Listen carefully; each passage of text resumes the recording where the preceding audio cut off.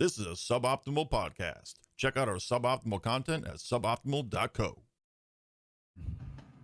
All right, everybody, welcome to episode number 26, I think, of 2.5 Weebs. This week, the show is To the Abandoned Sacred Beasts. Hi, Comfy. Hi, Copper. How you guys? He actually remembered the name. I'm good. He did. I just want to give a shout out to my stream title, which is To the Abandoned Ancient Weebs. Love it. Wait. Or it's Ancient Abandoned Weebs, but it's close enough. That is definitely Dale. Gotcha. Yeah. Fuck you. Copper's like twice as old as Comfy. I don't even want to hear it. I can't talk either. Words are hard. Words Wow, are very Comfy, hard. you're sub 20? Damn. You shouldn't have been drinking, man. That's a no. Hey, don't tell the cops. They might come hunting for me. I will not tell Kevin. Don't you worry. Please don't tell Kevin. Kevin would be mad at It me. is not, it is episode 26. You won't be mad. You'll be looked. disappointed. I just looked. You did 26. check. I was trying to check, but Yeah. So here we go. Episode 26. So yeah, okay, so to start this episode or the show off, you want to give a little like a summary of what happens in the show? yeah, let's I think it's right. good to go through the first 3 episodes like as All right. relatively detailed as we can. We start with some world building. There's a new continent that was found, and a bunch of people go over to the new continent, and they're like, "Yeah, this is a cool place." Then there is they basically have 2 large cities. They have the north, which was industry, and the south, which was mining. Yep. They found a new element, and everybody started getting really, really up in arms and possessive about it.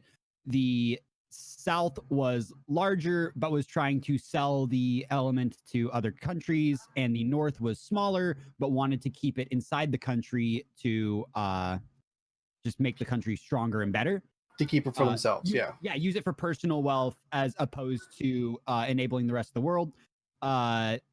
They started a massive civil war. The South was larger and was kicking their asses. The North decided, hey, you know what's even better than that? Monster girls. And threw a bunch. And guys. And guys. It was mostly guys. I think there were like three girls. Like Maybe. There was heavily mostly guys. Yeah. They were like, we're gonna throw monster girls and guys at them.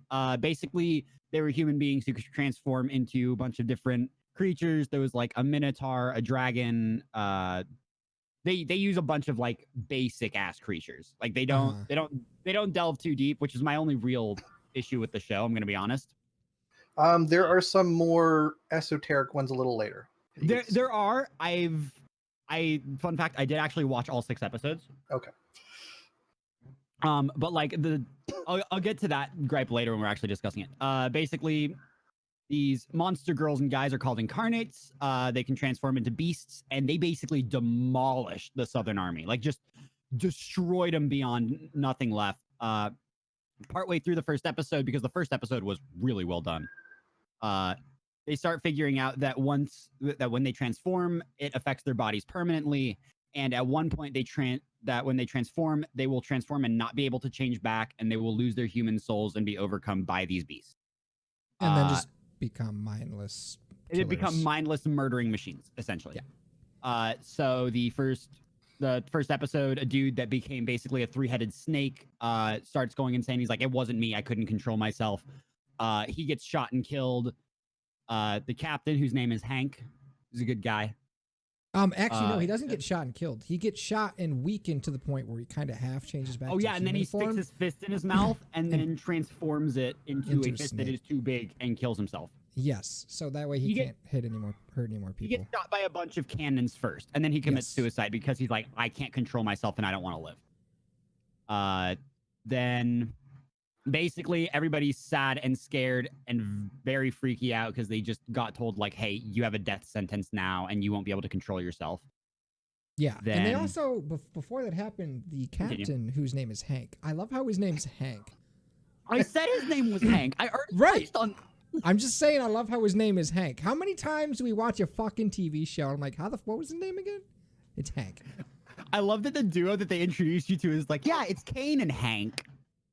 Easy names. I get it. I get it. And then So he like also by the was in love name with- Kane, you can figure out what happens. Yeah, the names in this are thankfully pretty easy. easy because most of them are English. Mhm. So it is a nice Yeah. touch. It makes it easier which fits because they're in what is essentially like an England style society. It's not Japanese based. It's English. It is a Western society. Yeah, turn of the century Western society. Yeah, I think they were trying to mimic the U.S. a bit.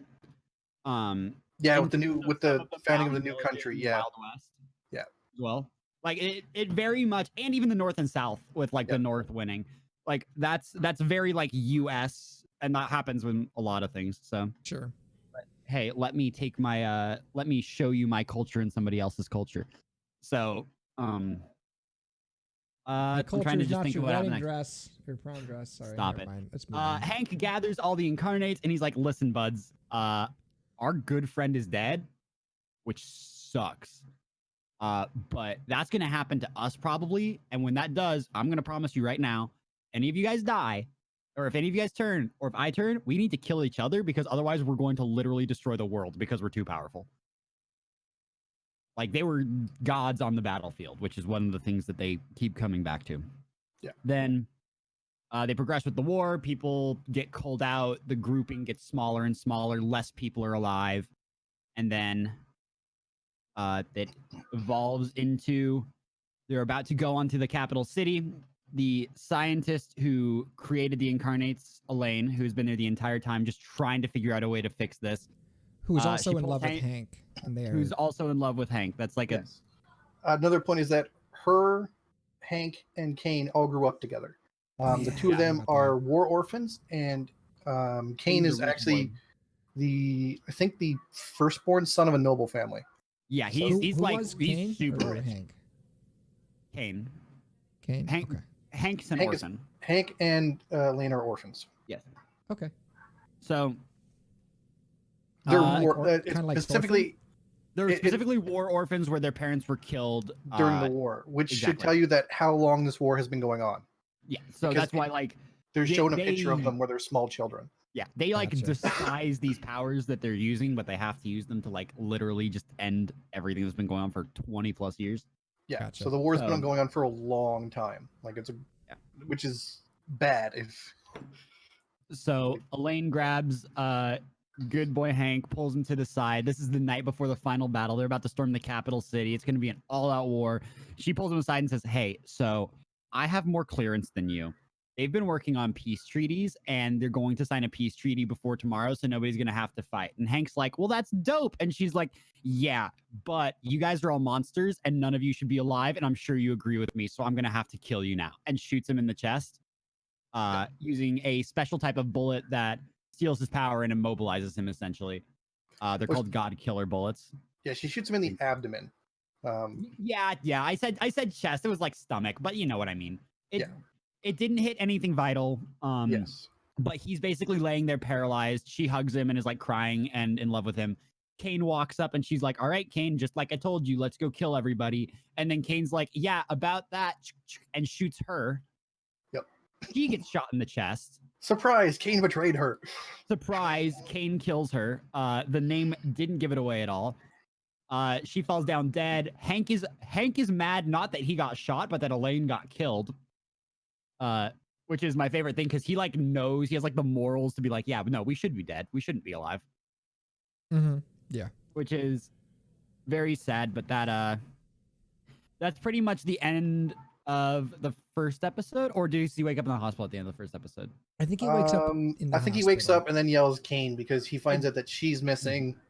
God. Yeah, so he wakes up and he's like freaking out, and this lady walks in. She's like, hi, I'm Liza. As you can see, I have massive boobs and only cleavage. Yeah. Which is that is her entire personality, is her cleavage. So yeah. I mean, that's a great plot, right? It was worse than Darkness and Konosuba, and that one really actually annoys me. They are great plots. I will give them that. Yes, yeah. Good backstory too. That's a butt. Huge personality. But so she comes in, she's like, yeah, hey, you're finally awake. Looks like Incarnate's ours. Like, it's like, where am I? It's like, well, the war's over. It's been 2 months. He's like, what the hell? It's been 2 months. Like, yeah. Well, what happened to the Incarnate Squad? It's like, I don't know. I was going to ask you about that. We came in and everybody was disappeared and you were almost dead. Found out later that like Kane just released everybody. Yeah, Kane took control, told everybody they're allowed to go wherever they want. So they scattered to like the four winds. And these monsters that can essentially like destroy planets, essentially. Yeah, like these giant monsters who were losing their souls. And he's like, yeah, go wherever we want. And it's like, So now and they've been causing problems since that point. Yeah, like, and so this sets up perfectly. Also, what I love about this episode, there was no intro, there was no outro. There was 23 minutes of story content setting up for the rest of the series. Yes. Like, and it set it up really well. Like, I legitimately enjoyed it. I think the first episode ends with him going and killing the first guy. The one who like broke into the store there at the end, like the reptile guy. It's literally like it's like a 30-second scene. It was the lizard dude who can turn invisible. Yeah. Yes. Yeah. So yeah, they show off all of them like at the beginning in the very first like battle sequence, but they don't give you all the names. They kind of build that up over time. Yeah. Certain ones are more important than others. Yeah, this guy really wasn't. He was a 2-minute fight scene that by the way, I love Hank's combat style where he has a giant spear, which is my favorite weapon, but he doesn't use it like I like people to. He throws it at people and then has a bomb attached to it and blows them up from the inside. Yes. So like he just throws it and has like a stick of dynamite and then just like pulls the fuse on it once once the spear has embedded itself in one of the monsters. Which is great. And then he just like pulls it and pops it and they die. So that's real fun. Super fun. Yeah. So then on to episode 2, you start getting some backstory on one of the other characters. What was the dude's name? Will something, I think. Was it Will? Yeah. Look at that. There's 2 character names. 3, because I knew Amelia too. Look at that. His daughter's name is Shaw. Yeah, his daughter's name is Shaw. And so basically in the first episode, he showed off his daughter to everybody and everybody was like, oh, she's so cute and she runs the orphanage, da, da, da. So now you're cutting to her and showing her and her father and they're like running the orphanage and they don't have a lot of money. They can't really afford anything. A couple military guys show up and it's like, hey, John, we'll fund the orphanage and your entire village if you just go to war for us because we can turn you into a dragon.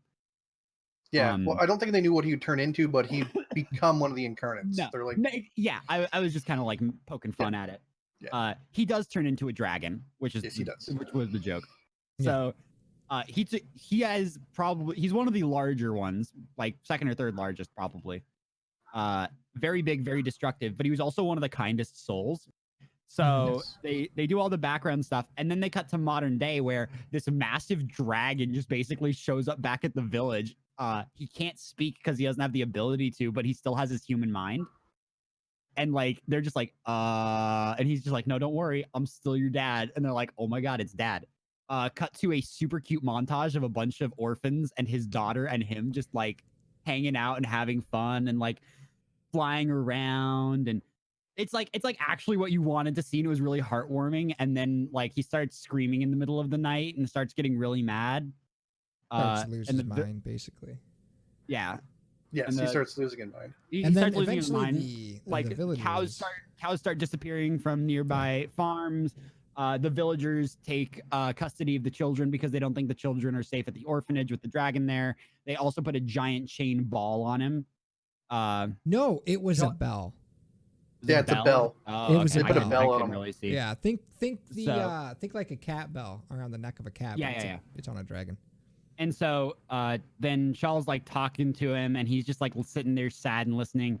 And he just starts walking away into the woods because he's like, I'm causing more problems than I'm solving, which is why I also liked him. He was such a good character because he's such just like, he still has his humanity. Which goes towards one reason that I actually really do like this show. No, like they have really good like character and personality. There's really good writing in this show. They take their time to develop people, which is nice. And then then one night, Shell's laying in bed and she hears these screaming and these explosions and this fighting. And she runs out into the woods where she saw her dad go. And she sees this flash of light. And then her dad's there with this huge like cut and blood stain across him. and he's looking at the eyes of this man who just looks like he's tearing up. Dude shoots him in the head and starts walking away. Dad's dead. Hank she gets killed to watch him. Hank walking away. She watches him execute him. Yeah, Shaw watches him walk away. The only thing she gets off of him is that he's the man in the white coat who murdered my father, and I'm going to kill him. Yes. So she sets off on a mission to hunt down Hank and kill him. And this goes exactly where you're thinking. She walks into a random town, asks around, nobody knows where he is, walks in and sees him literally sitting somewhere in a diner. This is a Wild West town too, which makes this even cooler. She slams open the door, pulls out her rifle, and shoots him directly in the chest. This one is in the chest. Yes. Like direct, like center, hardcore. And he just like falls back, and then he gets back up. He's like, ow, please no. Bullets aren't enough to kill incarnates, and he tells her as much. She starts yelling at him, being like, you killed my dad. And he just like drags her away into an alley and is like, listen, I will talk to you in a minute. Just stay here and so you don't die really quick. Yep. And she's like, you're doing that just so you can run away. He's like, no, stop it. And then so he goes, and there's another incarnate there. What was his name? Like Wesley? Oh God, Danny. It was Danny. Danny, yeah. Thank you, Cherry. Yes, it was a very like, it was that kind of name. It was like a boyish charm name. Danny, who's like this friendly giant, and he's like, look guys, I brought you all these golden jewels. And then Hank walks up and he's like, I'm pretty sure there's a caravan that's been getting attacked lately and they're losing all their golden jewels. You know anything about that? It should be noted he's holding out a bag full of like gold and jewels while his hands are completely covered in blood. Yeah, and also like he's like, hey villagers, you can take this and sell this and fund the village, and all the villagers are terrified. Yeah, he's huge. They know how he got it. Yeah. And he's like, hey guys, please take the money, be happy. And there's like, no, like we don't want this. Hank walks in and he starts like provoking him. Yeah, he provokes him. It's a common theme that happens more and more and more. So he keeps provoking him into like fighting. And then Danny loses his mind and starts fighting. Danny transforms into a giant rhinoceros monster.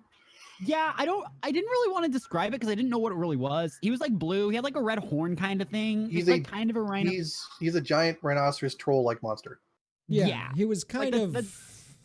He looked kind of like just like a troll or like a hill giant that had like some blue skin when he was human, with a rhino head when he's transformed. But then he has like a rhino head when he's transformed. Like that's pretty much the only difference.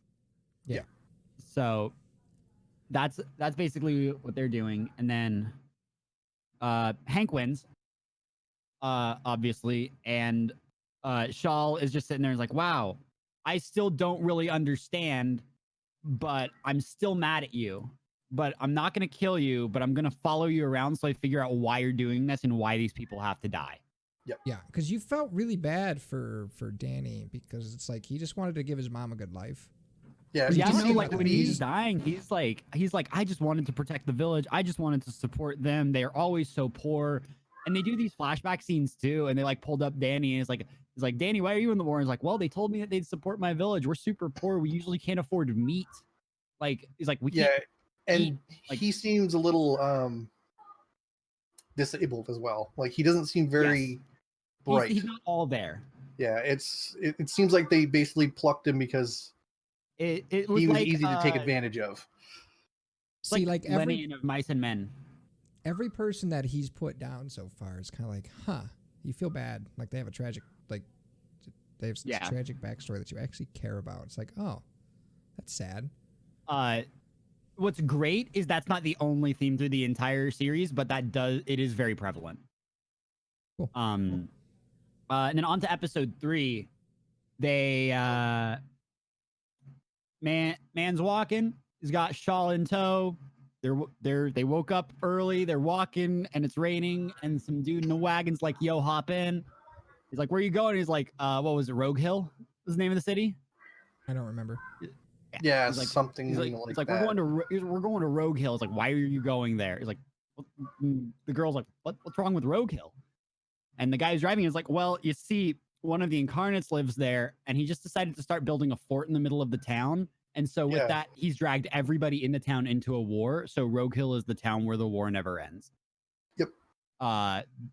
which was like really interesting. But then when you pull up on Rogue Hill, it's like this massive city, and then in the middle of it, there's just this giant labyrinth, with the Minotaur inside it. Haha. But so they do actually name like almost all of them, but not all of them. So, Minotaur, basically, they walk into the city. Liza, big boob lady from episode 1, shows up and is like, yo, glad I could meet you here. Here's some bullets. You gonna go kill the man now? He's like, yeah, we're gonna do that in a little bit. Yeah, she's the military contact that Hank has. Yes, she is the person who supports him through. He's the blonde big boob lady. Yes. Liza. And so he's like, yeah, very cool. And so as they're like sitting there talking, then Liza is like, oh, hey, it's starting. And then the Minotaur dude just jumps up on this platform at the top of this massive fort and is like, hey guys, it's the war. There's enemies. They're fighting us. We got to protect ourselves from all sides. I will build us the greatest fort so we will never be defeated. And everybody in the town is like, the war is over. There are no enemies. What enemies is he talking about? Yep. But he has been ripping apart their homes. Yeah, he's like literally ripping apart buildings to build this massive fort. That's why he's like dragging other people in the town into the war. People are being displaced from their homes and all that other stuff. And so when Hank is asked about what kind of person the Minotaur was, like, he's like, he was a coward. He was afraid of everything. He was terrified constantly. Extreme anxiety. Like, he's just like when he's sitting there, like, he's not even in a fight and he's like freaking out. He's like, we're gonna die. It's all over. This is the end. And like, he also has god tier powers and he's still freaking out about this. And so so then Hank is like, we're gonna move at midnight. They move at night. It's him, and Shala's like, I'm coming with you. He's like, cool, walk exactly where I am or you'll end up like them. And he points down the hallway from Raiders of the Lost Ark with all of the people getting spikes on them and stones dropped on them and like death. Yeah. So like there's like 8 things going on. Like there's like 8 people, and he's just like, listen to me, follow me, don't do anything. And she's like, all right, you got it. And then she hits a button and a saw almost falls and hits her. And he's like, he catches the saw with his like spear and he's like, follow me, don't do anything else. And she's like, all right, I'm done. You got it. You got it, Chief. On my way. And so he starts following her. She starts following him, like literally like right behind him. They get up to this giant hallway and he's like, all right, wait here. Takes 2 steps forward. Gates shuts in front of her. She can't go in. She gets really sad. Liza shows up behind her. Hey, yo, what's up? I'm here to take you home because I knew he wasn't going to take you on the field trip. Yeah, basically. Shala is like, I just want to know what's going on, and explains the sob story. And Liza's like, that actually makes a lot of sense. And you're not really a child. You can kind of handle your own. So I'm just going to take you inside. YOLO. Finds a secret switch, opens the gate, goes inside. Hank's already up there with the Minotaur, and the Minotaur's like, hey, Hank, you here to help me out? And he's like, nah, man. It's like, you mean you've joined the enemies that are hunting me? He's like, yeah, dude. So he's provoking him. Yeah, he's like, yeah, I'm the enemy here to kill you. Like, and like straight up tells him, like, I'm here. It's such a weird thing. Like, he's provoking him to fight him, which leads to one of the best fight scenes I've seen. Like, I haven't mentioned it yet, but this show is beautifally animated.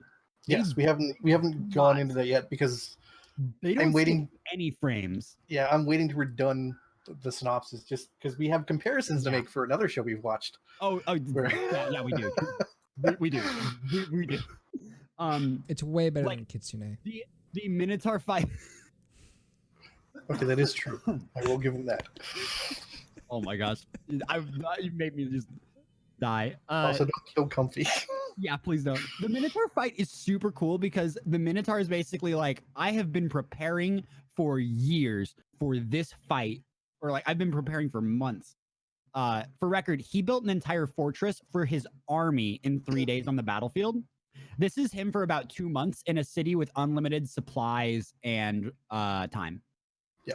So he has built a massive, just like trap-filled dungeon. He's using his like Minotaur axe, because of course he has one. He's a Minotaur, to just like hit random buttons and stuff. And every single movement he has activates something, which is, it really reminded me of like Monty Ohm's fighting style when he first was doing like Red versus Blue and Ruby, where no action was wasted. And that's why I like really, really liked it. It was such a cool fight scene. Minotaur loses, obviously, because Hank has his explodey spear. Yes. Shaw is actually there to see it at the time. He also reveals that he turns into a fucking werewolf. Yes, Oh, so yeah. it reveals that Yeah. Hank's transformation is werewolf. Which I will discuss later as one of my pet peeves about the show. Because I really like Hank as a character, but man, I hate werewolves. So Comfy's Okay. Team Edward. He likes Yeah, sparkly okay. vampires. I also don't like vampires, which we'll get into later again. So but so Hank is like, yeah, basically Shala is asking Liza, like, so what exactly is Hank? Like, I haven't seen him transform. He looks completely human. He's like, yeah, no, he really doesn't transform a lot. But he's really powerful at night. Yeah, he's a werewolf. And so then Hank transforms, and he's got like white fur. I think that's probably like really important. Yeah, it's why his hair turns white. Is that Yeah, his hair turns white when he's fighting as well, because he's like imbuing himself in the power. And he just starts dumping on the Minotaur once he transforms, like destroying him. Beats him down, transforms him back into his semi-human form. Dude's laying there, and he's like, hey, Hank, I lost, didn't I? He's like, yeah, so I'm gonna die? Yeah, well, I guess I don't have to be afraid anymore. And he's just sitting there like, this is nice. Just being not just being second. Yeah, no, you felt bad for him as, just like He's with, like with he just Danny. had this moment of zen, and like Shaw's watching this, she's like, wow, that's dang. Okay. Like, and she sees like he doesn't want to do this. He's doing this out of necessity, not desire. Right. And it like it starts to change their dynamic as well. because he made a promise to his soldiers that Yes. once and that's they the lost their first thing- souls, it would be they themselves who would kill each other. Yeah, it's like they will be killed by their own kind. There won't like, because they made this mistake. They are the problem. They will fix it. Yeah. And it is like a very noble thing to do and all of that. But so there are 3 other episodes out. We're not going to talk about those right now, but like for the record, like Shaw's relationship with him improves drastically. Because she can now see from his lens and isn't attacking him constantly for his ideals, but more trying to understand them more. Yeah. And that really, the shift in that really happens during the Behemoth episode. Yes. Oh man, the Behemoth episode was so good too. I haven't seen that like, episode. No, I'm not going to discuss. It's literally episode. Is it 4 or 5? I think it's 4. No, it's 4. It's 4 because it's 4 because 5 and 6 are connected. combined. Yeah, are connected. So yeah.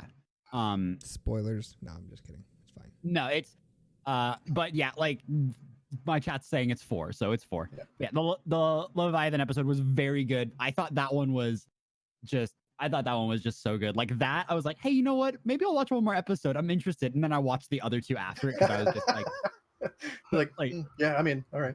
So, but yeah, no, it was like, let's talk about it now that we've given a quick summary. Man, the animation, oh my gosh, again. Like from the very first scene that they show, they were like, yeah, we're animating in full 12 frames per second, sometimes 24. I was like, what? Can we also note that they didn't cheap out? None of it was like 3D CG. Yeah, all the monsters are actually animated. All the fight scenes are actually animated. There's no cheap ass. And they're not like lame animated either. They're actually like really well done. Like this is a show that was built to stand the test of time. This is not a seasonal show that was built to be pushed out and have you find a new waifu of the week and then dump it at the end of the season. This is a show that you're supposed to watch 10 years from now. I'm seeing from my chat, they're animated to perfection of the manga, like frame for frame. Which the only other show I know that is what is it? My Hero Academia does that really well, actually. Like animating manga frame perfect. So, and Demon Slayer, as my chat is saying. but the animation is super good. The story is actually like they built up characters that. Hey, remember how many episodes I had to ask you what the main characters' names were in Fairy Gone? Yeah. Or for me, it's any show ever. Yeah. Yeah. Like these ones, you actually get to know the characters, and Yeah. Well, I it's know like their I still names. don't know. I still don't think I have a full grasp of what the plot of Fairy Gone was. I'm gonna be honest. Like It feels like a super who dream. knows? I don't know. How mundane can we possibly be? Is that the plot? I feel like that's the plot. No, they were like, hey, what do we do? What's the biggest series right now? Well, JoJo's Bizarre Adventure is pretty big. Hey, can we make that but like cheap? And then just like didn't put any budget in it, and they came up with that monstrosity. But Look, yeah, no, like I feel like they tried and they just failed. I feel like they had a really cool world that could have been really Yeah, interesting. yeah. It had potential, and then they were just like, Mhm. you know, let's not do it. Just Exactly. It's like, hey, we got you can do this. It can work. And it's like, or not. That is also an option. Yeah. And Basically. So it was, but man, there's so much just good character building because you're not like walking in and it's like, oh, what's the bad guy's name? It's this. What did he do? He killed a bunch of people. Wow. It was like, what's his name? It's like, well, his name was Danny. Now he's this guy. It's like, what was he like? Well, it was like, and it like flashback and tells you like, this is who they were before this thing happened. And they were all terrified of it happening. And now it's happening. And everybody has different reactions to it too. Like the John or the dragon, I think his name was John. I don't remember. Like he went in peace. Like you can tell. Like we didn't get any of the dialogue or fight from that, but you can tell like he went in peace and he was like, I need to die. John was a dragon. Thank you, Cinda. I appreciate it. Like See, he was like, it I need Will to die. or something. John, it may have been John Will. John, I think it was whatever. John William actually. Okay, that makes sense. Two first names. Gotcha. Yeah. But so I have to look this up now. Also, shout out to Kane for having the last name of Madhouse. Yeah, his Sasha, name what was are you John eating? William Bancroft. Sasha, what are you eating, dog? Stop it. What are you eating? Sorry. Just yell at my dog. Okay, I was like, I'm sorry. And then also like the Leviathan, when you eventually watch that one, Dale, because you will, because this show's actually good. That has like he has a very different reaction to his ending. Spoilers. Like he has a very different reaction from everybody else to how his arc ended. Like it's all really well done. I really like this show. Oh, here's the thing. All right. Hey guys. So you're writing a manga. You can come up with any monster ever. You can have like a gargoyle that runs around the city beating people up for justice. You can have a leviathan who's crossing the continent and causing troubles. You can have a kraken stuck in the ocean that you don't know how to deal with. What's your main character going to be? Fucking werewolf. I hate werewolves. They're the most worthless monster. Why? Right? Okay. Okay. Has there ever been like a gang of werewolves trying to get stuff done? Like they're worse than vampires. No, werewolves, like they don't control themselves when they're in wolf form most of the time. And they can only do it at night. Like they are just like, and they tried to give them like, they're like, hey, listen, you can fight vampires. That'll be cool. And the vampires are like, huh? Yeah, I mean, I like werewolves. They can be big, fluffy, cuddly doggos. I'm caught up. All right. I'm caught up. Don't spoil it for everybody else. Yes, we're trying to avoid spoilers because this is Yes. something I think Dale may But get so into like with. So we don't want to to spoil stuff too badly for people. in my eyes, like the three like most vanilla ass monsters are werewolves, zombies, and vampires. Zombies and vampires can be done well. Werewolves can be done well as well. It's just nobody's taken the time to do it quite yet. and they're the most vanilla because I will concede that. they are the most vanilla. I will give you that because they are the most overused Yeah. ones. Vampires were overused for a little while there too when Twilight started coming out. Oh, they were massively overused for when Twilight came out. They were pretty much everywhere, and then we went through that whole phase of remember zombie. Abraham Lincoln Vampire Hunter. I miss zombies. Like when and we had zombies everywhere for like a games, few years. Hey, you know what? Hey, you know what? We're getting Zombieland 2 soon. I'm excited. I am excited about that. I wish they had done one sooner, but we had to watch Zombieland the other day because I love Zombieland. It's so good. It's such a good movie. It's one of my favorites. So good. Yes, that's a movie where even in the oversaturated time of zombies being everywhere, it still stood out because it was done so well in such a unique way. Yes. Like, things are treated with humor and stuff like that. It was great. And the problem is, like, werewolves are significantly harder to do that with. Yes. And I feel like even to a degree, vampires, like, I don't like there's a lot of people I know that are like, oh my god, I love like monster movies and stuff. I'm like, I don't like monsters. Actually make me not really. It actually like pulls me away like out of it a little bit. Like even Castlevania, which I adored. Like we were supposed to watch the first 4 episodes. I watched the first 2 seasons. Yeah. I watched the whole 2 seasons too. To be fair, you should binge if you watch the first episode of that show and you like it. Binge watch the whole thing.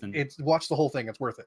Yes, it was such a good show, and like, but it wasn't a good show because it had vampires in it. No, it was a good show because it was, interesting plot, well written, good characters, great and interesting world, amazing animation, I should say, great character banter.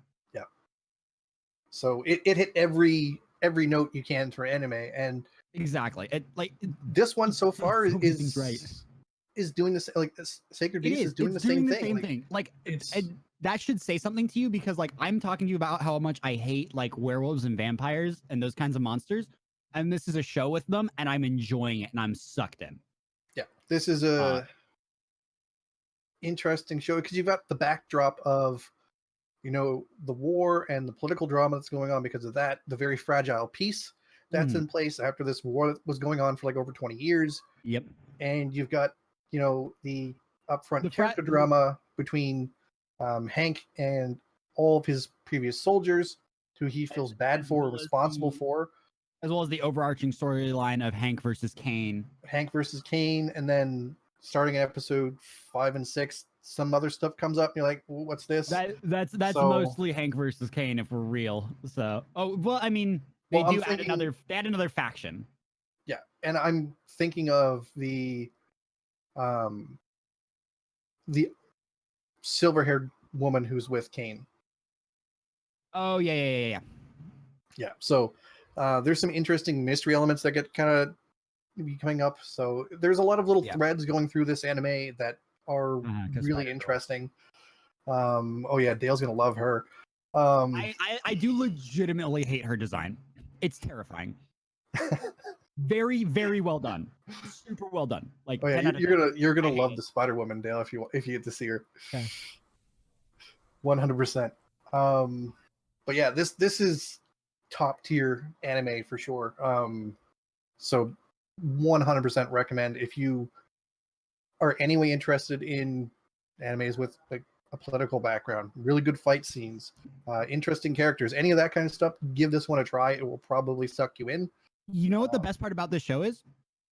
This show is one of very, very, very few shows that you can watch the first episode and get the exact feeling of whether you want to watch it or not. Yeah, totally. Yeah, if you watch the first episode, and they go through probably a couple, like at least probably a year or two worth of time. The first episode, they move it along like through the war basically in the first episode, and it doesn't feel like you're skipping anything when they're doing that. Like you're moving along in time and you get to see events unfolding, but it didn't feel rushed. Yeah, it didn't feel rushed at all. Even though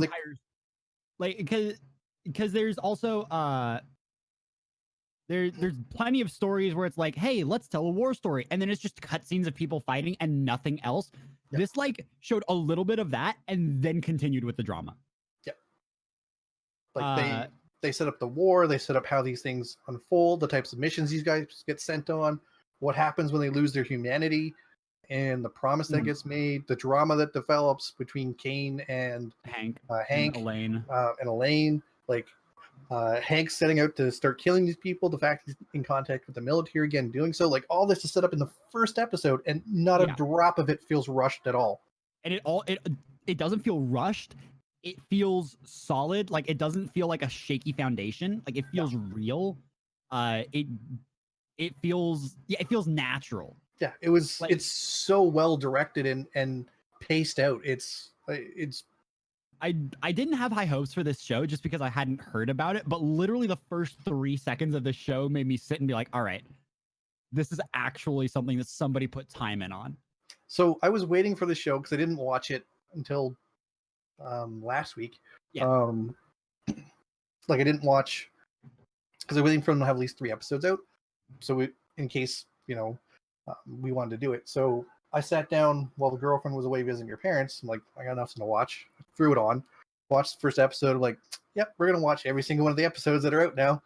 And I just binge watched it. And then the next episode we did on podcast here, I'm like, we got to watch this because it's, a direct comparison to Fairy Gone, which we spent a crap ton of time on.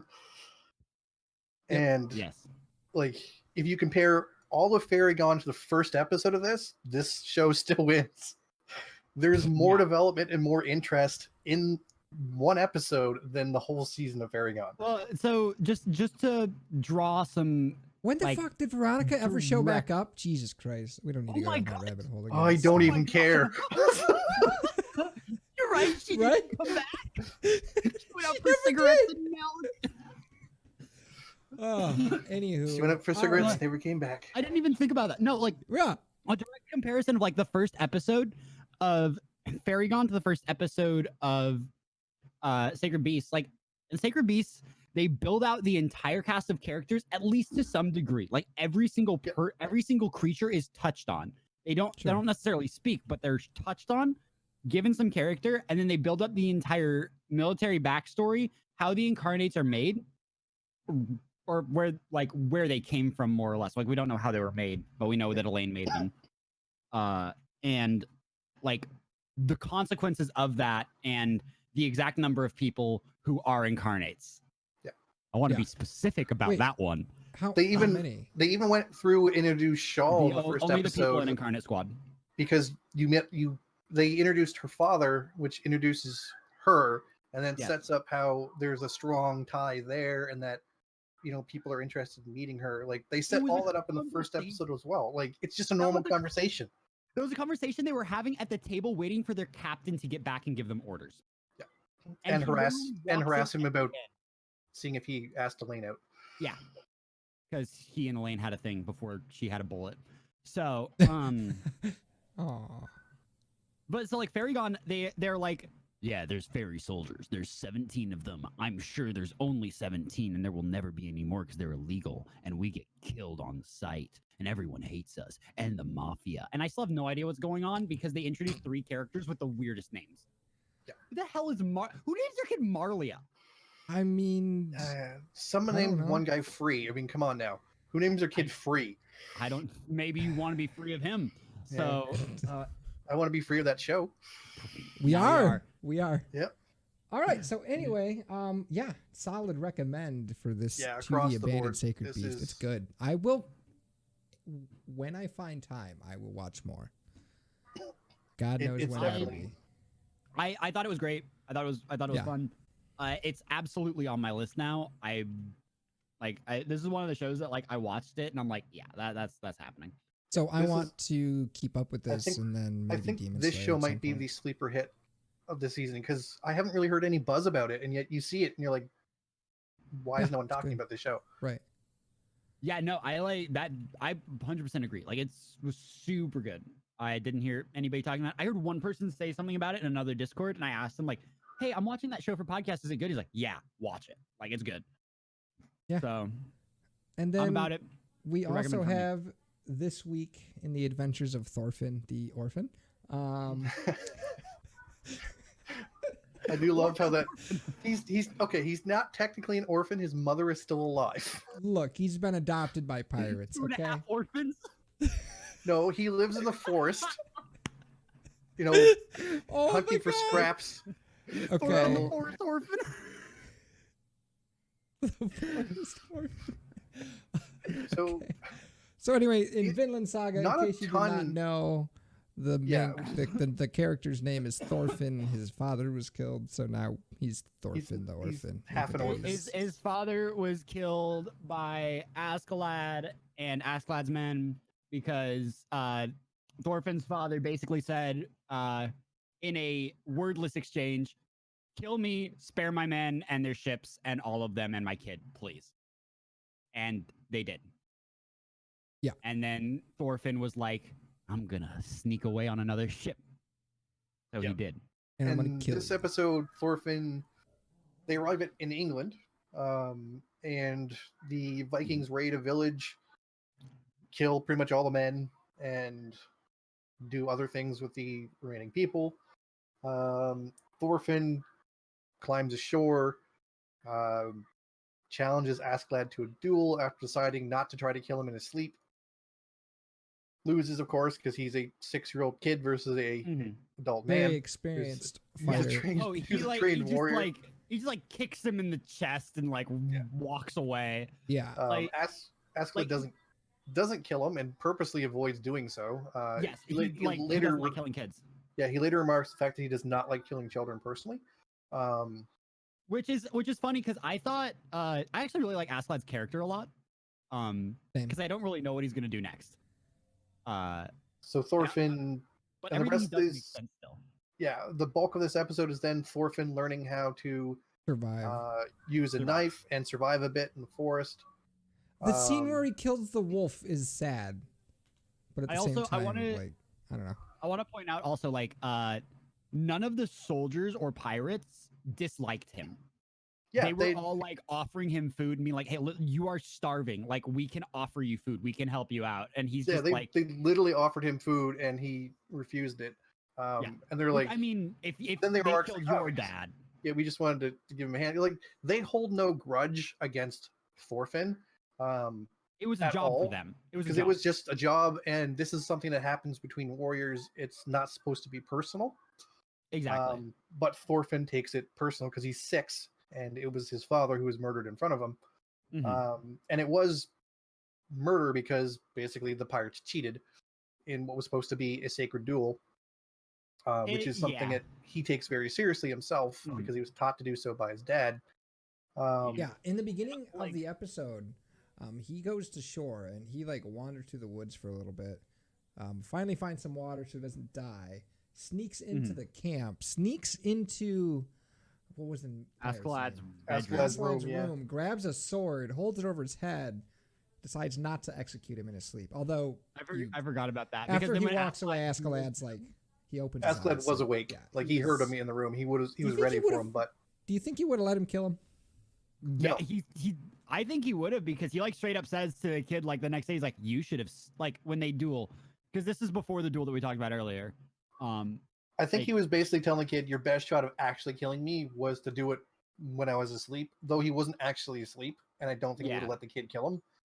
I But- don't know. I that's the thing about Askeladd's character is I don't know. I have a good feeling that if the kid had tried to assassinate him, Askeladd would have killed him, and that because he I don't- decided not to, and basically try to face him as a warrior, that Mhm. Askeladd is treating him as such and beats him in the duel, accepts his duel again when he comes back the second time, beats him again, and is impressed by how much he's improved in that period of time, because he throws a knife at his head, and had he not been him, he probably would have killed another soldier. But Askeladd is very fast.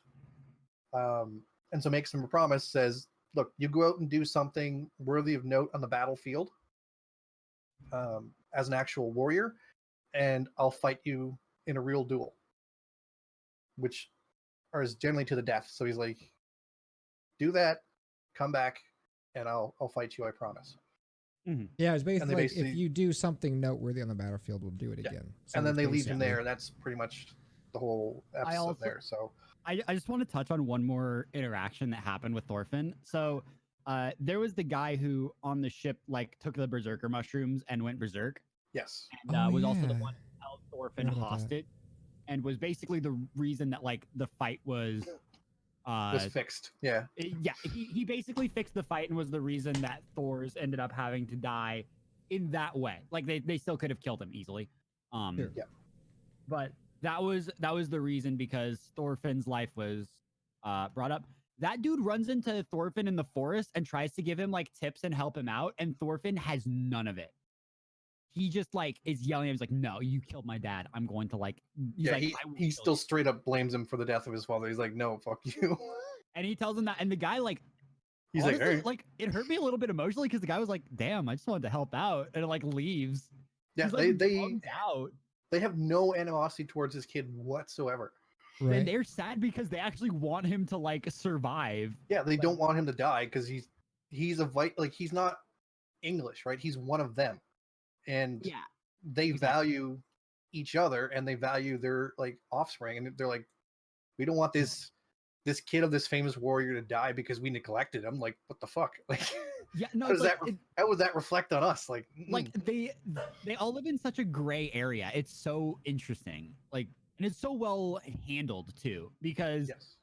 like again, they could have handled this super terribly, and it could have been like, oh man, look at us, we're Vikings, we like to rape and pillage, hoi hoi hoi, and then just run around and killing things, and then they like only give him a sword and is like, come fight with us, child. Like, they could have done that, and it wouldn't have been fun, and it wouldn't have been interesting. But instead, they're like trying to help him survive, and like that says more about their character, which I just really, really like. Yeah, I like how it does like not a montage, but they show Thorfinn learning to survive in the woods. Yeah, they did it very more or well. less a montage, but still, yeah, It is like kind of, because in the show beginning, him learning. In the beginning, he walks away with the sword that he stole from Askeladd's room. Yes. And he remembered Askeladd tells him to stop letting the sword swing him around because the sword's too big and he can't handle the sword. So that's when he grabs the dagger that Thor's gave him, and he's like, "Fuck it, I have a dagger." And he learns to hunt, and he ends up throwing a knife and killing a rabbit. And he's like, "Haha, I have a rabbit." And then he fucking eats that night, and he's excited. And then a wolf shows up, and then he like defends himself against the wolf and kills the wolf. And then he's like, "Okay, I can survive in the woods," and he's a fighter, and he like practices throwing the knife and stuff like that. He's really good at knife throwing. Yeah. Well, I think what I like about this is none of us have done this chronologically. We've just we skipped around the episode. We I mean, different pieces of this because like this, it wasn't really. It did jump around a lot in time. It does. It jumps around a lot in time, but you also don't feel like the episode is very slow. You also go back to Thor's village, and you see Leif Erikson show you up. get to see what's going on with his mother and his sister. Yeah. Yeah, and so like Leif is there, and Leif Erikson's there, and he's talking to him. He's like, I will get your son back no matter what happens. Yes. Which I'm excited for, because Leif Erikson was supposed to be a great warrior as well. Yeah, he makes a promise where he's basically like, I'll get him back no matter what. Like, so yeah, he's gonna find him. He says, he's like, no matter what happens, I'm gonna find your kid and bring him home. Yeah, right. Which is awesome, and I don't know how long that'll take, but I feel like that'll be interesting. But hey, we have another episode that came out today, so we can go watch it. Yeah. Afterwards. Yes, that's true. I'm looking forward to more Thorfinn Orphan adventures. How long until that joke gets old? Probably already happened. It's probably already old. I'm pretty sure Thorfinn the Forest Orphan is already an old joke. Stop it. Look, I'm trying. Oh, it's funny when you do it, but not when I do it. Hey, look, at some point, it's probably going to be Thorfinn the Enslaved Orphan. So, no, I doubt it. I'd be surprised, honestly. I feel like he's just going to become one of the pirates now. Like, he's just with them. I think just like Thorfinn the Blank Orphan now? Is like Thorfinn the dual-wielding orphan. Yes, at some point, because it does show him in the opening of Two Knives. So, yeah, that was a joke. But yeah, there you go. Thorfinn. What a guy. So yeah, like this has been a.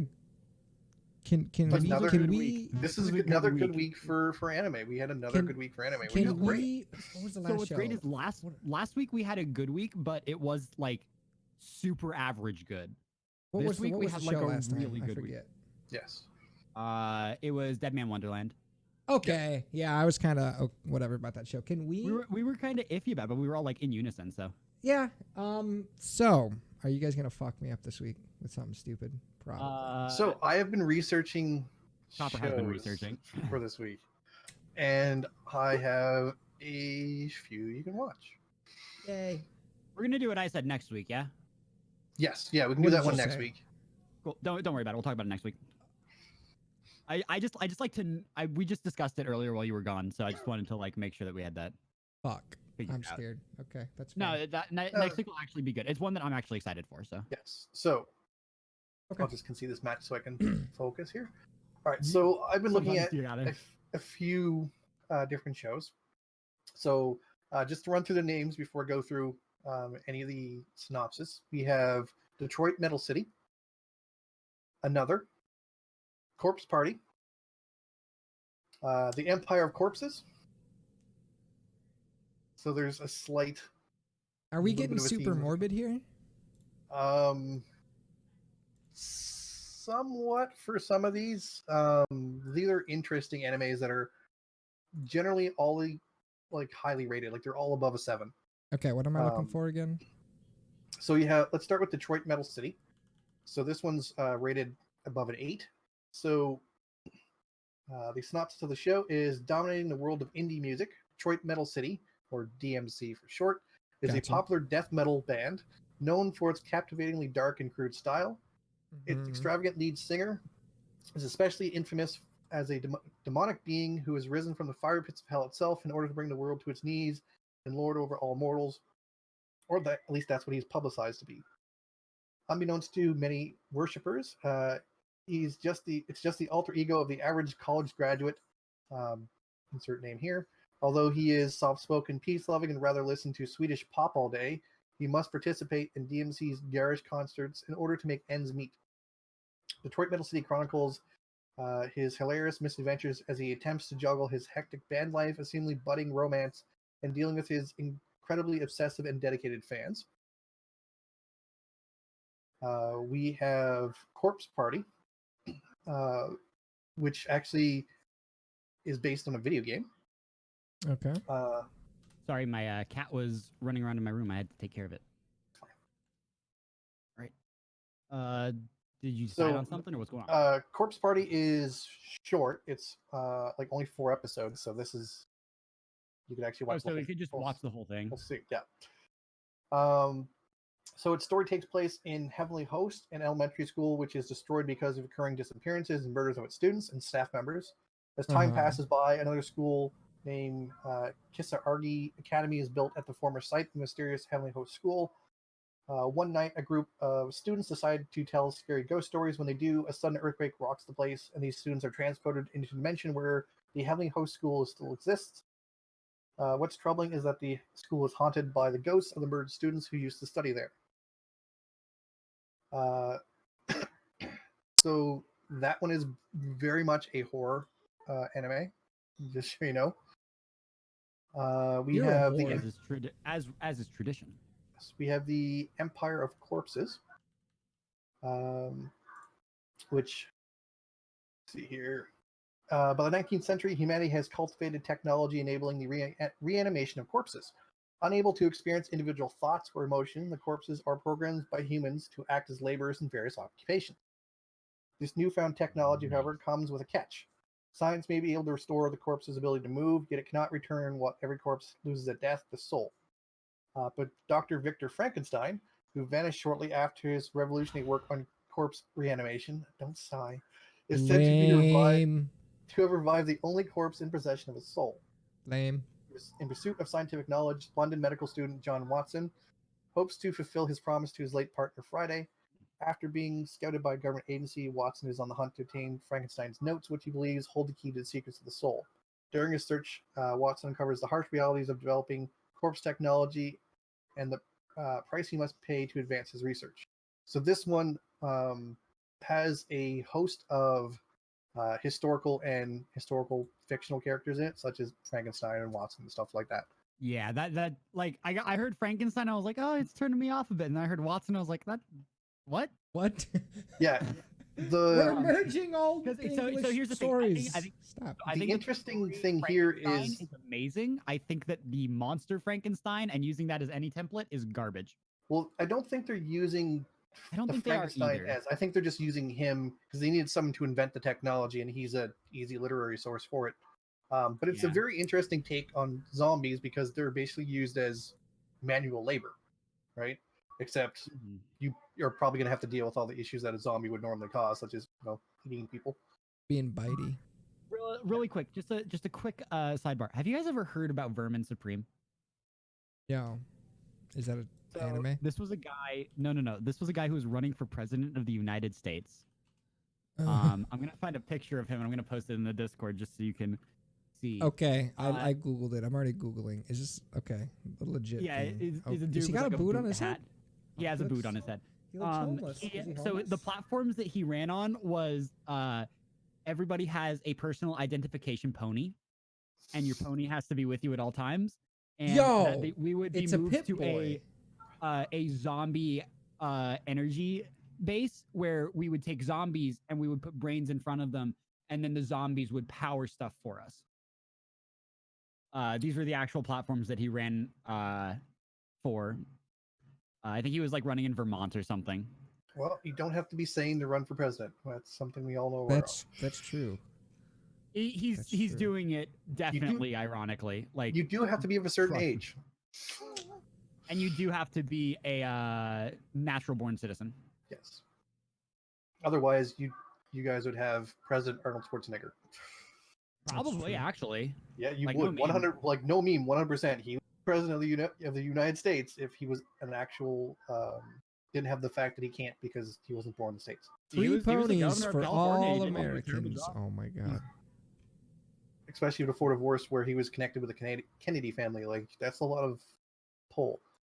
Yeah, and, so and their last one is called Another. Another? Yes, Another. That's just the name of it. Okay. Okay, so North Middle School's Class 3-3 made a bad name for itself after a student died there in 1972, followed by everyone pretending as if nothing had happened. Because of a curse, all of its teachers, students, and their family members are at risk of dying horrible deaths in a plot akin to like a style, like deaths in the same way that you would for like Final Destination. A new transfer student to Class 3-3 comes in. He soon starts noticing a girl named May that no one else can see. The curse starts to claim lives once again. The survivors must somehow find a way to stop these terrifying deaths and get to the root of the problem.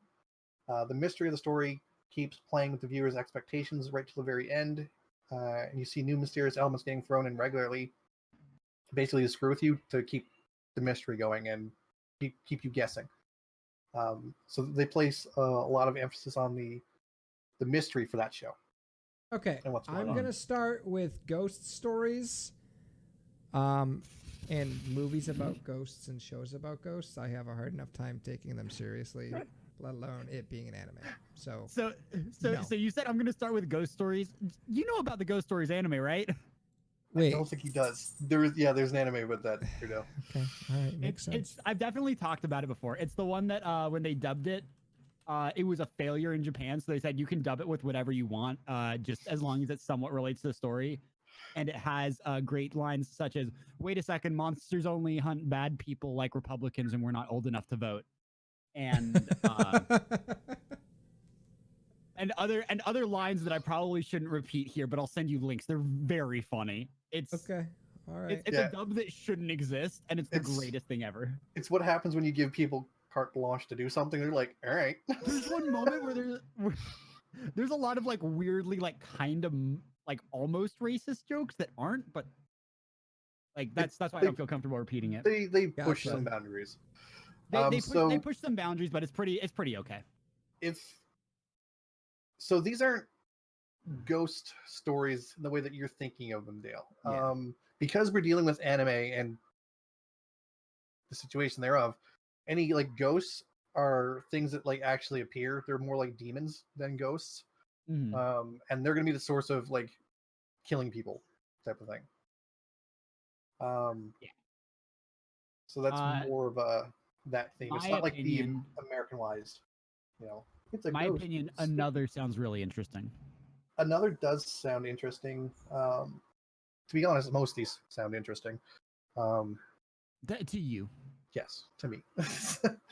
The only one that I want to watch out of your spiel is, I'm gonna let you guess. I'm gonna go with the Detroit Metal City. Yes, that's it. Because it's the metal one. Got it. Because it's also a comedy. I'm looking here on the Wikipedia, and it's like, yo, All right, it is Great comedy Metal too. City it is. That's next week. Yes, All right, it is a cool. comedy show. I'm in. So it's a comedy about metal. I'm in. Love it. And we can add another to the I'm Empire. putting it in the chat so I don't forget. Yes, I think I'm going to add another and Empire of Corpses to the chat so we remember those. Oh, do you guys have your own, like... I am being told the Trip Metal City is short, so it's only 13 minutes per episode. Yeah, Oh. 13, 14 minutes per episode. So it is So shorter. do we want to do 4 episodes? Sure, let's for do it? 4. I'd I'm say fine do with that. 4. Yeah. Sure. Okay. Cool. Just to extend it a little bit, make it a little better. Thank you, Terry. that sounds Appreciate good. it.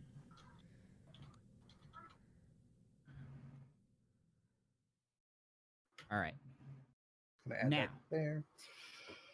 I think that covers all the anime part. Yeah, Believe so. I think So we're what have you good. guys been up Bases. Work and starting my solstice grind. I got to finish off my blues. And Magic the Gathering, where I've been doing very evil things with elves. I saw you doing some really mean things in Discord. Hey, like some of those just were just borderline because you can kill someone on your turn 3 where they've only taken 2 turns is in standard is perfectly fine. There's nothing wrong with that. It's hilarious. Rude. Copper's top. And I have had people where I make my turn 1 play where it's double green ley line, Llanowar elves. They just scoop before they even bother playing, which is funny to do. Yeah. But that's pretty much what I've been up to. Is just And a lot for of work people that don't recently. understand the Magic the Gathering lingo, when they scoop, it means they leave because it's like you scoop up your cards and you go home. That's You're like, screw this. I'm taking my ball and going home. they're cards. You don't play with your balls in Magic the Gathering, or you do. Oh, I don't know. I still play with my balls. That during makes Magic the one of Gathering. us. Yeah. Dale, I think you're the one there. Yeah, I think I'm not sure why Dale isn't like playing with his balls during Magic the Gathering. That seems weird, Dale. I mean, there's a reason that my second camera doesn't actually show under my desk, right? You realize Oh, that. good lord. Hey, we all saw. Hey, man, I bet he uses that Streamlabs play with one hand card a lot. Look, we all saw what happens under the desk when Dale rearranged for the creative stream, and we got the lower view of the desk. Just saying, Dale should I wear didn't pants. get to watch that. How did that I go? was wearing shorts. I had pants on. Fuck off. How did that go? The minifig painting. It went good. I posted pictures on Twitter and Instagram. They're in my Discord as well. I could put them in the sub opera. I can DM you the picture actually. I can find them. Don't worry. Yeah. So yeah, that's the thing I did. I'll definitely make an effort to find them. Yeah, just scroll up a little bit in general chat of my Discord. It's like it's not very far.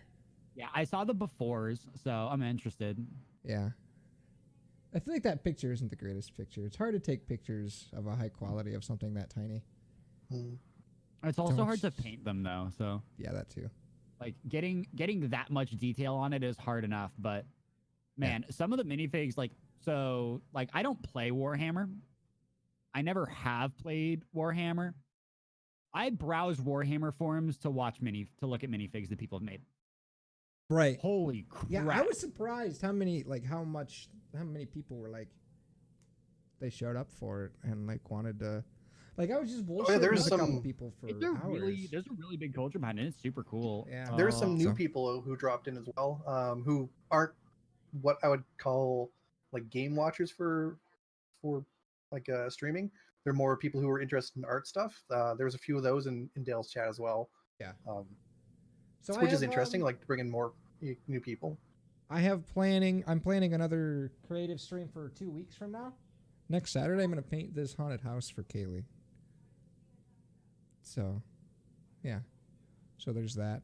I thought it was for our wedding because we're having a Halloween party, and I thought she was going to want it for a Halloween decoration at the party. But nope, she just wants the haunted house.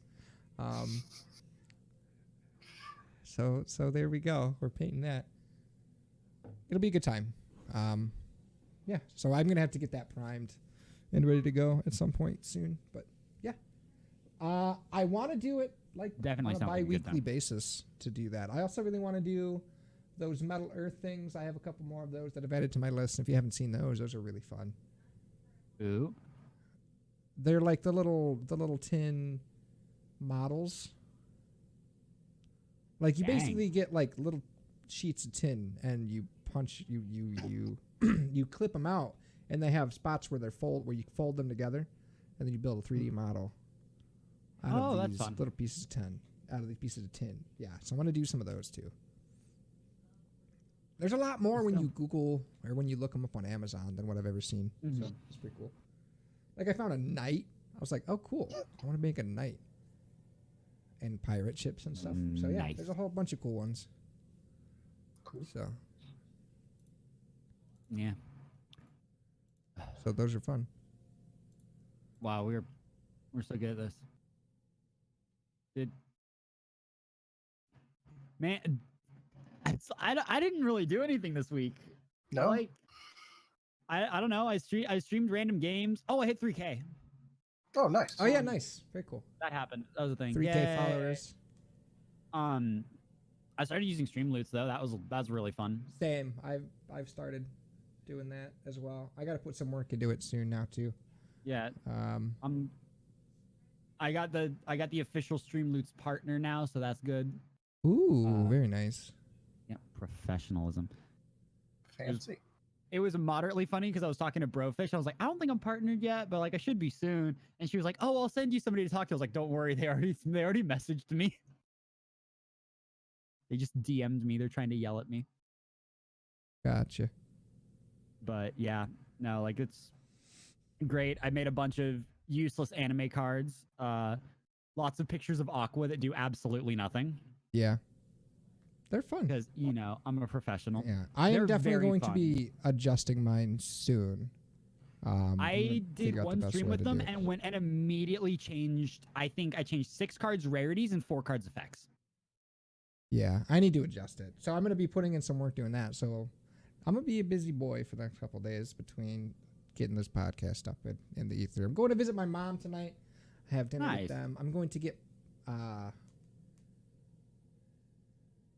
something picked up from her too. So Nice. That'll be fun. yeah, it'll be a good time. But then that's going to cut into my time to do that work. I have some ideas. I want to do one where I have to feed my dogs bacon strips. I'm trying to come up with more things. So, hey, this actually goes out to everybody who's listening to the podcast or you two. If you come up with good ideas, ring me. I'm interested.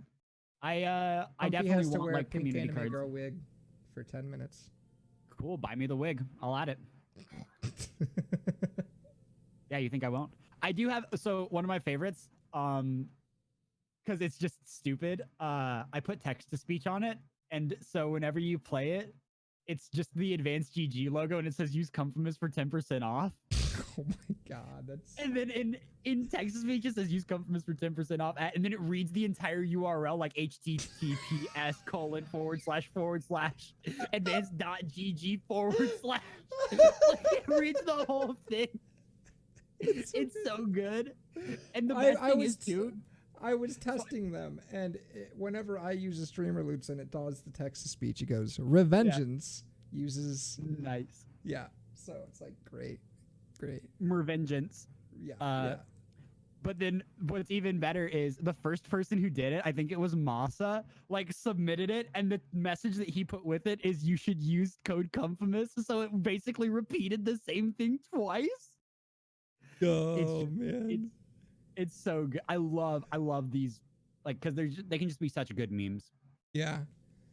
I'm gonna have to figure out how to use those. Yeah, I also have like one that like stops time on stream, so I just like remove my hands and pray. I have one-handed ones. I have anti cards. I have emote only. I have plenty of things. Mm-hmm. I also have the meanest card, which was just It was a legendary card that said you get 10 free packs, and it was a chest. But it was actually just a mimic, and it killed you. So you got timed out for 10 minutes. Oh, is that a pre-made card that I didn't see? No, I made it. Okay. Nice. Most of my cards are custom. Okay. I can actually like. You want to See, see like? I on only screen? have I like designed my cards like. Okay. Except for this one and this one, they all have the same theme because this one's a Magic card and this is a Yu-Gi-Oh card. Gotcha. So. I need to figure out how to add. Does it give you the thing where you can add the card background itself? What do you mean? Like, because you have the card, like the card face and then the card picture. Do you just, when you upload a picture, does it just put it in the card? So when you upload a picture, it just shows a picture. What you have to, here, I can actually show you really quick. So you'd have to go to, there's this part right here, create card image. Click on that. It gives you like these layouts. Okay. I like this one. I just did this, that, and then depending on the rarity, I did the corners differently. Oh, okay. You don't have to, and that can be invisible. And then you can change the wording here to be like that, and then we can like pick an image, and we can just scroll through here and find something. I have a lot of images, as you can see. Rawr. Okay, and then I can just edit stuff. Yeah, and then you can either create a card for that, or you can unclick that and just create the image. Yeah, I will probably adjust some rarities at the one, because the one where it's like you choose a character for the next game, it being a legendary, it seems high. No, yeah, that one, like, you can just, so for those ones, the pre-mades, you can just go into your pack and like, because I specifically messed with a couple of those too, like drop a weapon. I just made it an epic because I didn't want it to be different. Like the change clothes, it was epic. I changed it to rare because it's stupid. Ask me a question is common. Yeah. Like some of these, I've adjusted all of these because they're all epic standard, but I want there to be a really good spread. Gotcha. Which is like, that's the issue for me with it is I want a good spread of commons, rares, epics, and legendaries where you're rolling for good things and you're not upset. I also did add sharding to my cards. So if you get cards you don't like, you can disenchant them and get cards that you do like. Oh, you can do that? Is there a way to turn sharding off so you can't shard the aqua cards? I'm going to turn off sharding on 2 of the aqua cards. I'm gonna have to figure this stuff out. Card and a couple of the time yourself out cards. Or Got there's it. only one time yourself out card now. Unfortunately for Cherry, I changed the card that timed him out. So now instead, because I want it to be legendary, but also I still want it to time people out. It's just the from Borderlands, the Tiny Tina DLC with 2 D20s. Where you can roll. So the deal with those chests is you can roll or you can roll with advantage and you take the higher number.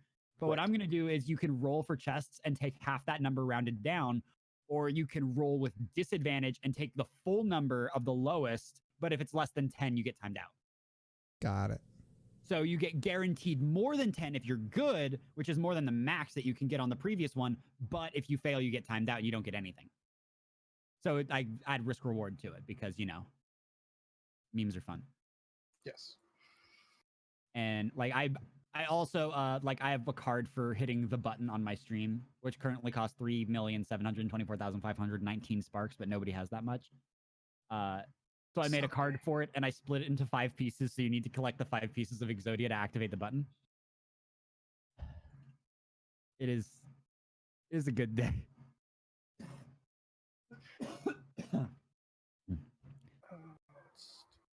So you guys playing anything recently or any new games that you've been into?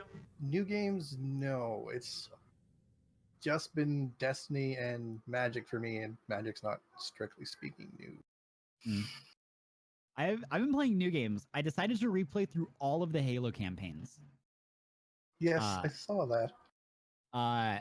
Fun fact, 10 years ago when Halo 3 ODST came out, I got to the second to last mission on Legendary and then accidentally lost my saves. And because of the way the game worked, you couldn't just pick the mission that you had. So I would have had to redo it on Legendary, and I wasn't about to do that. So I didn't do the last 2 missions of Halo 3 ODST for 10 years. I finally finished them last night, so we're done. It's okay. I haven't played any Halo games past the first one. Understandable. You'll play them on PC when they come out. And I rented an Xbox originally to do that. Mm-hmm. Damn, that was back when you could rent games. I remember that. that's when you could rent systems and games together at a Blockbuster, because that's what I did. No, we didn't even go to the Blockbuster because they charged you at the house. We went to like a corner shop.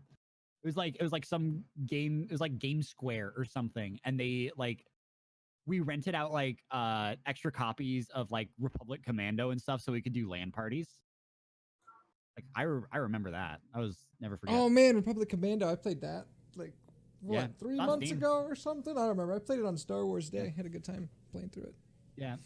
Looking back at all the Halo games, man, Halo 1 has some not okay level design because it was not meant to be a first-person shooter.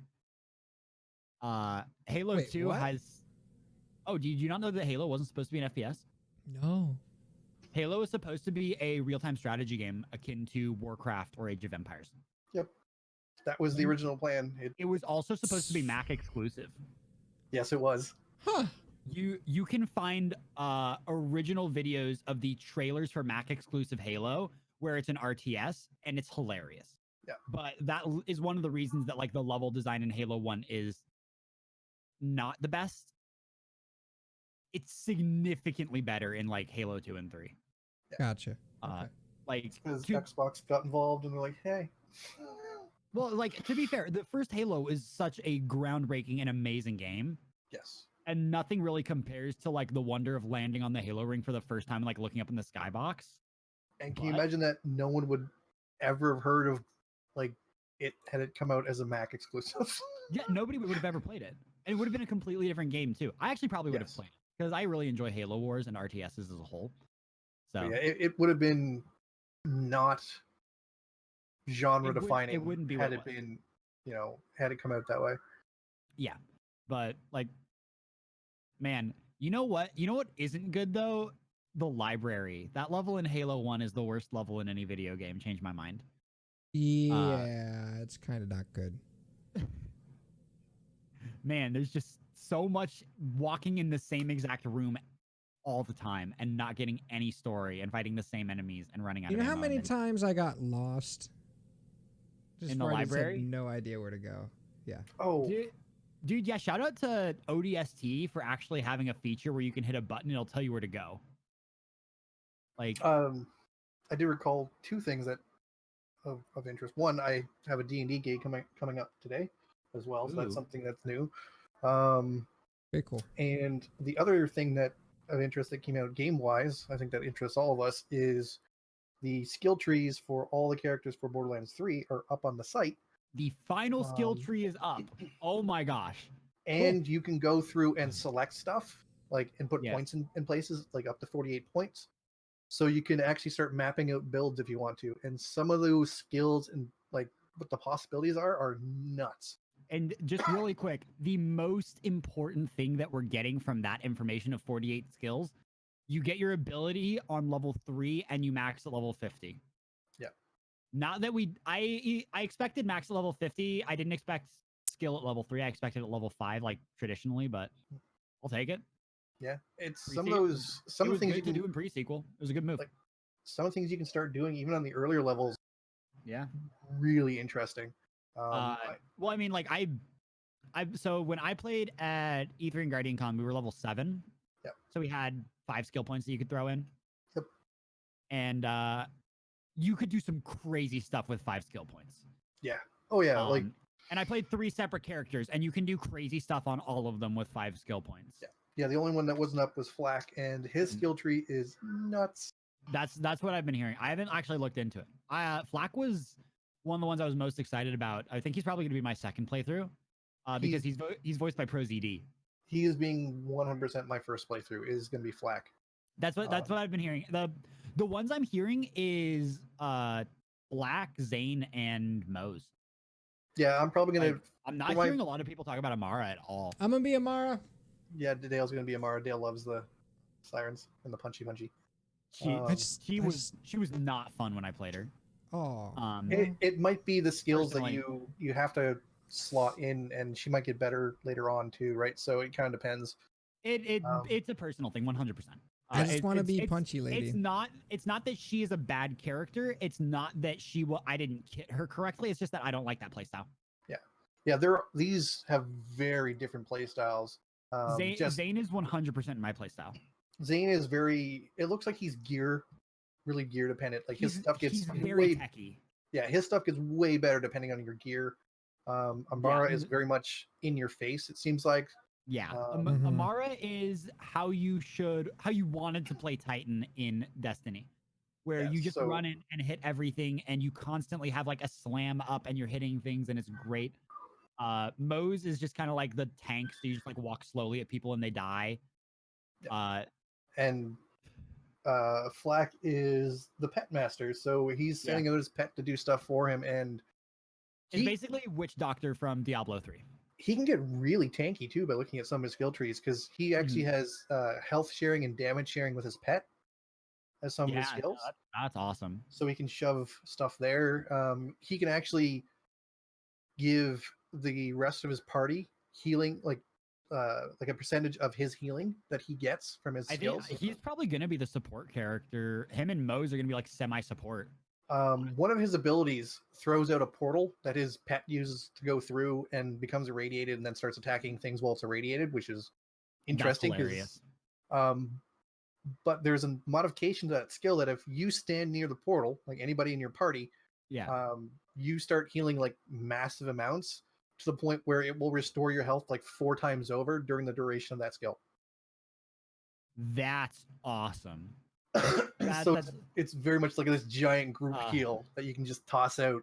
I'm so excited for. So he's a super interesting character. Like, I'm super excited for when this comes out, and I'm glad we have more time, because Shadowkeep doesn't come out till the 1st of October. Man, that is like, it's such a phenomenon when Shadowkeep got delayed. Like, I love it, because when games usually get delayed, there's annoyance, backlash, BS, something, all of the above.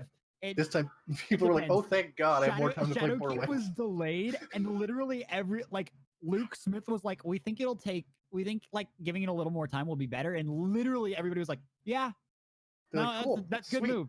And like, it's not even just because of Borderlands 3. Like, half the people weren't even planning on playing it in the first place, just because of time commitment issues. But like, they were planning on getting it like when it's cheaper, because they don't care about Borderlands 3 as much. But they're just like, "Yeah, no, I'll wait 2 more weeks. Do it." The only issue people had was getting days off for work. Yes, yeah. Some people are already booked, which may have to try to switch, which sucks. And Bungie even like specifically said, like, we know people are asking for time off for work, and we're really fucking sorry. That's why we're trying to let you know as soon as we made the switch. Yes. Like we made this choice today. It's coming out today. Like, you know. Other interesting thing is that, well, one, I should use your Shadowkeep's pre-order, because I haven't pre-ordered yet, so you have a link there. I should probably use that for you. That'll only work for Xbox, though. Ah, you suck. Sorry, champ. But we also buying games on the Windows Store or Xbox. We also got the download size for Shadowkeep. 165 gigabytes. Just for Shadowkeep? For PlayStation, because no, that's PC. PlayStation was like 108. No, that was PlayStation. The 165 is PlayStation. Because I think they're the only ones that released it yet, because PlayStation always publishes that information kind of early. 165 gigabytes with Shadowkeep. I'm not sure what we're up to about now. 80. If we're up to about 80 now, that shows you how much stuff is coming. People are trying to say that it's a bunch of new content. And then there's other people in the exact opposite camp trying to say it's no new content and they need that space for working, and then it'll only be like 100 gigs. I'm going to be in the camp in the middle that's like, hey guys, half the game is being rewritten for Armor 2.0, so it's probably going to take up a lot of space. So yeah, there's a lot they definitely have some extra working space there, because they need to rewrite over so much stuff, because Armor 2.0, finishing moves, not relics, or what's the word? If that 165 is the install size, then the current install size for PlayStation is around about 100 gigabytes.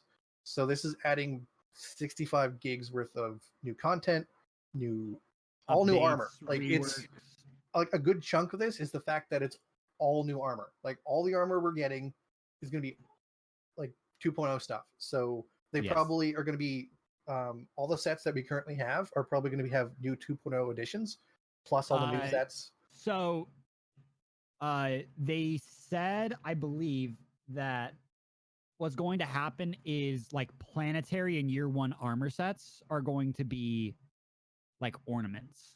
Yes. And then future sets will all be 2.0. Like But year 1 will be like universal ornament was the wording that they used. Yeah. So you can use it as essentially a transmog system. Yeah, but we're going to get there's going to be a new PvP set, because of course there is. And there's going to be a new Vanguard set, more than likely a new Gambit set. Let's touch on PvP for a second, because the big thing that Bungie is revealing at PAX is PvP. Yes. Yeah, they're doing a PvP reveal. The last 2 big PvP reveals that they did were House of Wolves with Trials of Osiris. Yep. Which is still like the thing that people have wanted back forever. And E3 2015 with Rift, which is the other best game mode in Destiny. I would love Rift to come back. Listen, they have Bannerfall, which was the best Rift map. And yes, very much Masa, yay transmog. Yeah. Even to the point transmog with big quotes around it. Like let's be very clear. Here's the thing: the ornament system, which is basically what we should probably call it. All the stuff from Eververse is ornaments. You can stick it on any armor you want, which is awesome. The problem is, and the reason I'm not calling it a transmog system is because that's not universal to all armor. Yeah, it's a ornament. That's why I said we should ornament system.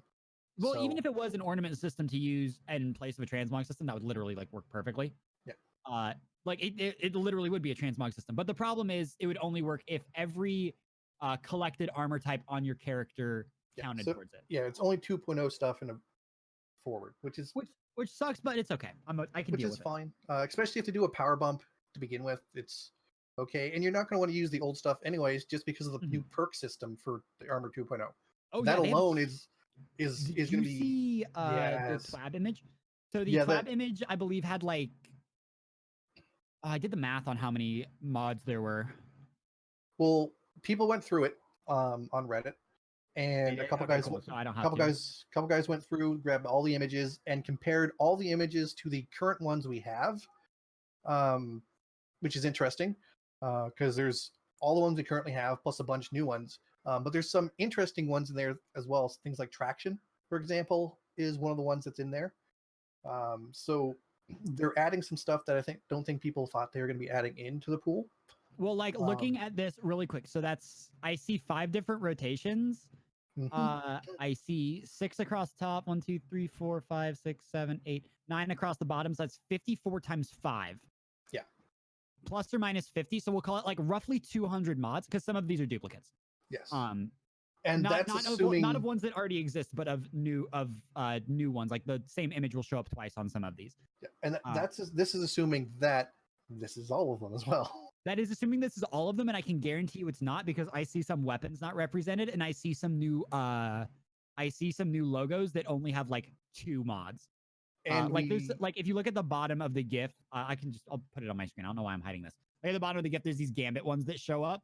Yeah. And there's only 2 of those. I guarantee you there are more than 2 Gambit mods. So another good point is that because they're introducing this system and we basically unlock these as we go through playing, we find them and unlock them. With the seasonal stuff, something new they could add during seasons is new mods. Right? Oh, also really quick, if you zoom in on this one right here, there's a trace rifle mod. Yes, there is a series of trace rifle stuff now as well. So that could mean that we're getting more trace rifles in the game as well. Cool. We probably are. Yes. We are getting one at least. We know that. We are getting one for sure. Technically, PC's getting 2. Yes. Yeah, because we get Wave Splitter. Yeah, we get Wave Splitter and the new crit one, which looks so much fun. So we're gonna cool. We're gonna see that in a couple days. They'll reveal that. Yes. So in a few days, we are actually getting a reveal stream for the new armor system, which is going to be very interesting. Yes. And then sometime this week we are also getting Luke Smith's director state of the game.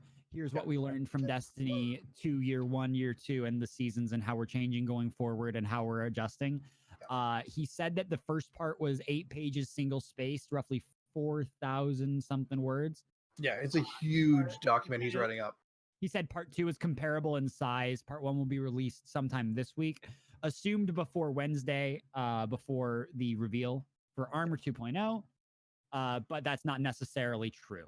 No, it might coincide the same day. He might go, here's a reveal frame, here's this thing after the, because they put like specifically like in this, so like they put director's cut with Luke Smith, which is the very first thing on the list, and they said that this is the chronological order that it'll happen. Yeah, so that's probably going to go live the same time as and then they said armor customization live stream, which is on the 14th right here. So nice. That's on Wednesday. I say we get Luke Smith either Tuesday or Wednesday. I'd say it's probably Tuesday. We probably get the next thing Wednesday. That's my biggest one. Detail at Gamescom, cross save launches, how seasons will change to be D2 year 3. Yeah, and then we get the PvP reveal, which I hope is, we're revamping PvP a bit. Here's Rift. I hope we get some significant changes soon. The only thing that I know about PvP is that elimination is coming back. Yay! All right. It's the only thing that any of us know. Yeah, because they have mentioned that. They didn't mention it, but they showed it off in their vidoc, like very obviously, like which is game type _elimination. Which is 100% them telling you mentioning elimination is coming back. They know very well the community goes through those videos like piece every by piece, frame in those vidocs are dissected. Has been watched by Bungie before you. Yeah. They know everything that's being put in there. Nothing has been slipped in on accident.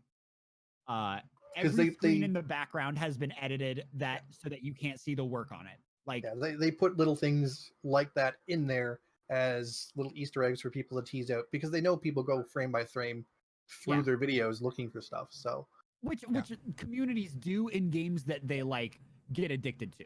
Yeah, and there's a huge population for Destiny. Like the Warframe cinematic that we saw at Guardian Con, I guarantee you there was some guy sitting there dissecting every single frame of that and what was going on and how it relates to the story. I have no idea what was going on at all.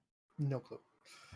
I was befuddled. It was I didn't even see it. I haven't been able to watch it. Really weird. Like there was a horse and a dude and some mud, and he was a mud dude, and there was some horse mud. I don't know, man. It was weird. It's super strange, like that video he's talking about.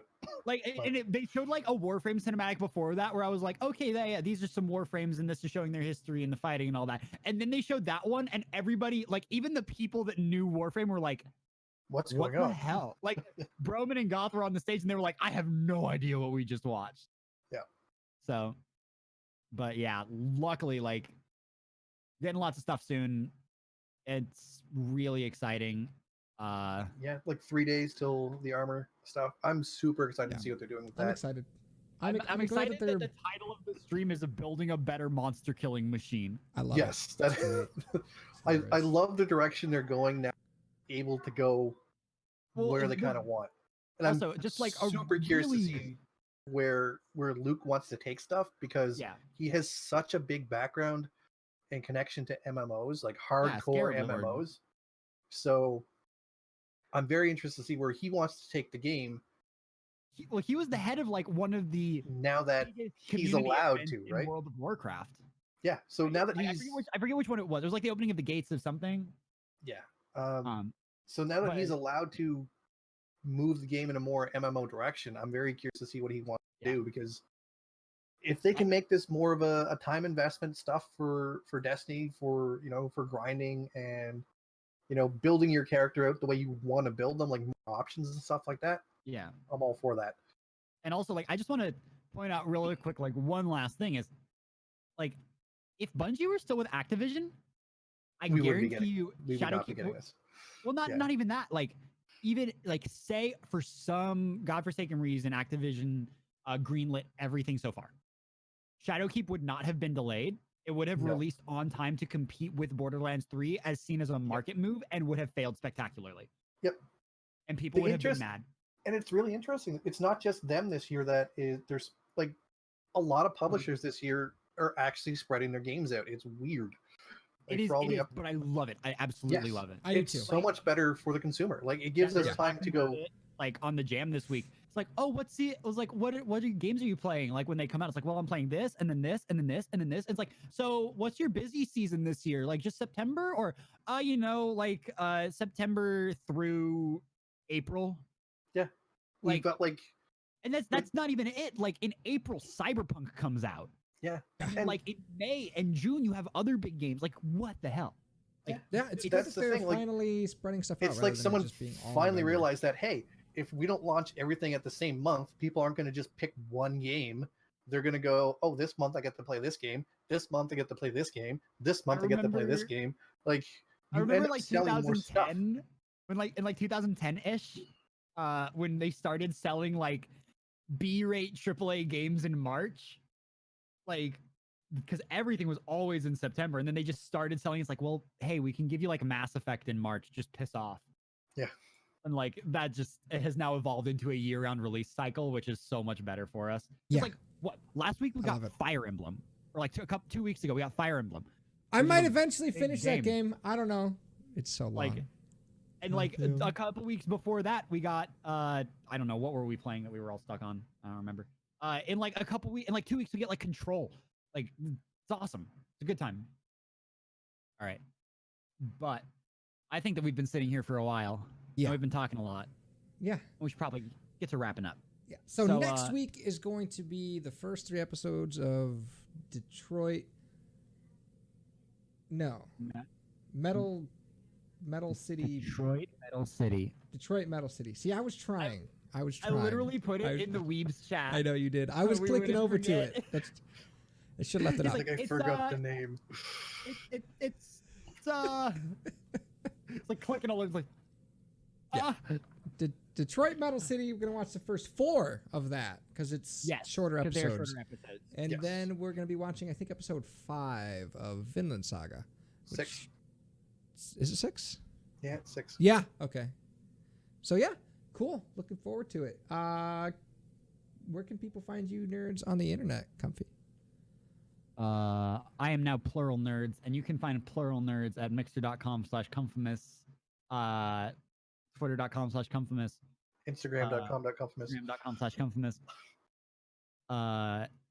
You can use code Comfamous. I just dabbed while doing that, while saying that. So use code Comfamous for 10% off Advanced GG. Use code Comfy in the Epic Game Store when you're buying Borderlands 3 for PC.